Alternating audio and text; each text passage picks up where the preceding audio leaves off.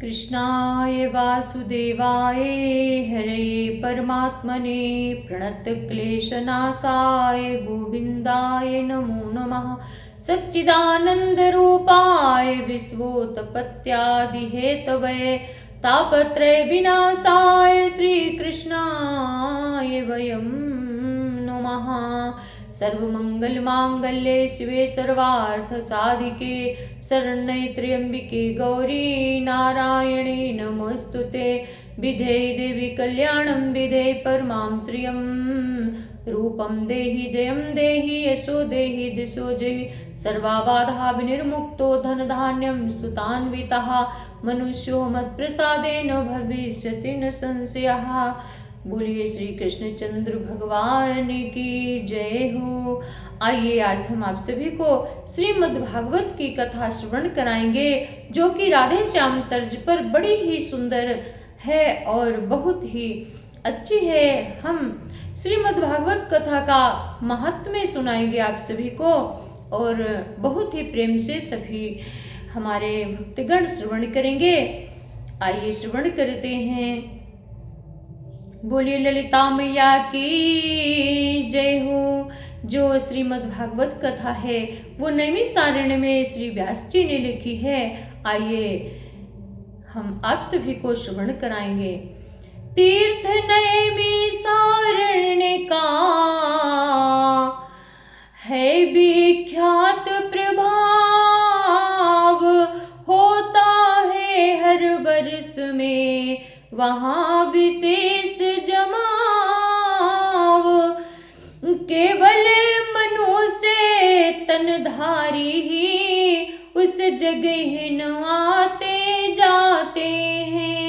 देवता आदि भी गुप्त रूप से आकर लाभ उठाते हैं। कलयुग के किसी बरस ही में था कोई खास चढ़ाव वहाँ। 88 सहस मुनीषों का इस कारण हुआ जमाव वहाँ। सत्संग और हर कीर्तन के चर्चे दिन रात बराबर थे। सब ऋषिगण सुनने वाले थे, और सूत जी व्यास आसन पर थे। सब ऋषिगण सुनने वाले थे, और सूत जी व्यास आसन पर थे। शौनक ने कहा दयालु आप अब ऐसी कथा बतलाएं, जिसको सुनकर फिर सुनने को दूसरे चरित्र न रह जाएं। जिसको सुनकर फिर सुनने को और चरित्र न रह जाएं। सूत देव कहने लगे करके तनिक विचार, ऋषिवर श्रीमद् भागवत सुनो नियम अनुसार। इसमें सारी लीलाओं को संक्षेप रूप में जोड़ा है। मानो गंधी ने पृथ्वी के फूलों का सार निचोड़ा है। लीलाएं परम रसीली हैं, भक्ति का भाव उजागर है।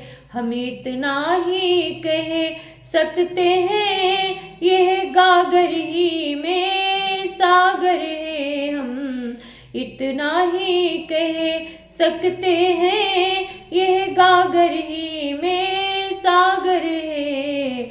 विज्ञान ज्ञान भंडार कहो या वेद शास्त्र का सार कहो, वैराग्य भक्ति का तार कहो या जीवन का आधार कहो। सब लौकिक फलदातार कहो, स्वर्ग का स्वतंत्र सितार कहो। भक्ति का सुभग श्रृंगार कहो या जन्म मोक्ष का द्वार कहो। आइए, महत्म समाप्त हो गया है और हम आपको जो है ज्ञान वैराग्य की कथा सुनाते हैं। ज्ञान भक्ति वैराग्य से होते हैं सब पार, पर उन तीनों के लिए है इसका आधार।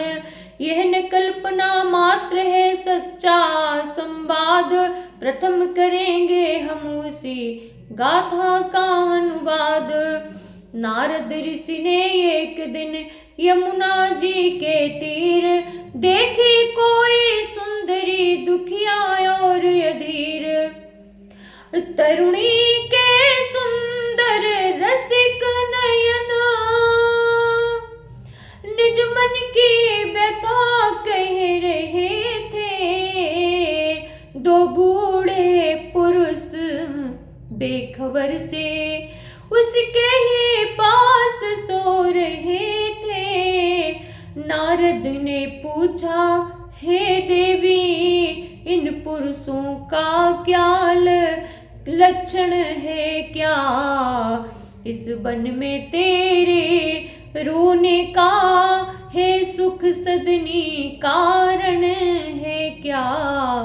ऋषि को देवी ने प्रणाम किया, फिर कहा, देव आओ आओ, जो त्याग ज्ञान के धनवंतरी, इनकी नाड़ी देखो आओ।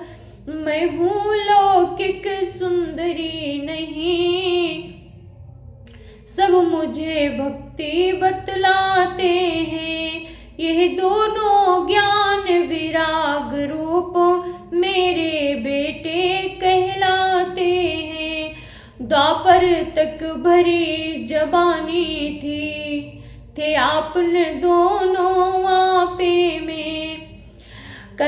लेकिन कलयुग के आते ही बेटे गिर गए बुढ़ापे में।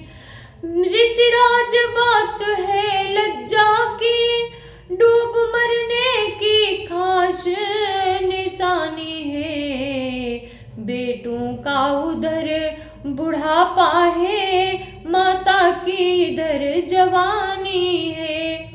इन दुखियारों की अभी ऋषिवर करो सहाय, जाए बुढ़ापा देह से यह कलंक मिट जाए। ऋषि ने अपने ढंग से उन पर किए प्रयोग, सब प्रयोग खाली गए, मिटा न मानस रोग। शेष कथा कल सुनाएंगे। जय जय श्री कृष्णा, जय श्री राधे।